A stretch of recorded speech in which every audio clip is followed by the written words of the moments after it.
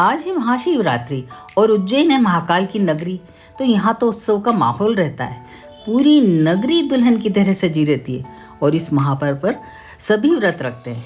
तो आज मैंने तैयार की व्रत की थाली, वो भी मैंने अपनी मम्मी और भाभी की मदद से।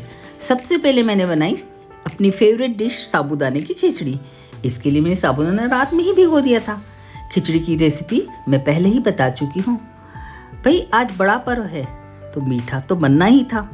तो मैंने बनाई मिक्स्ड ड्राई फ्रूट्स की खीर।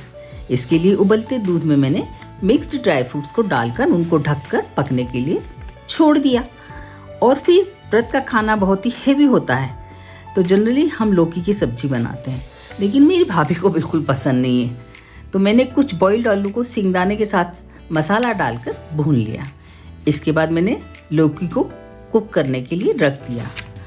इसी बीच खीर भी तैयार हो गई थी तो मैंने केसर, इलायची और जायफल और शक्कर डाल दी और इसे उबाल लिया और तैयार हो गई हमारी खीर। अब गर्मी इतनी ज़्यादा पड़ रही है कि थोड़ी ठंडक देने के लिए मैंने ककड़ी और गाजर का रायता भी तैयार कर लिया। और फिर तैयार किया पूरी का आटा। इसको हेल्दी बनाने के लिए राजगिरी के आटे में मसाले के साथ लौकी, मूंगफली का दाना और आलू के साथ आटा तैयार किया, जिससे पूरी तरह हमारी बनी खस्ता। इतनी देर में लौकी भी बॉईल हो गई थी। उसको मैंने दही की खटाई के साथ छोड़ दिया। क्या आप लोग भी व्रत में लौकी खाते हैं? और फिर मैंने मूंगफली के दानों को नमक के साथ भी बॉईल कर लिया था तो वो टी टाइम के लिए काम आ जाते। और इस तरह से मैंने तैयार की अपनी व्रत की थाली।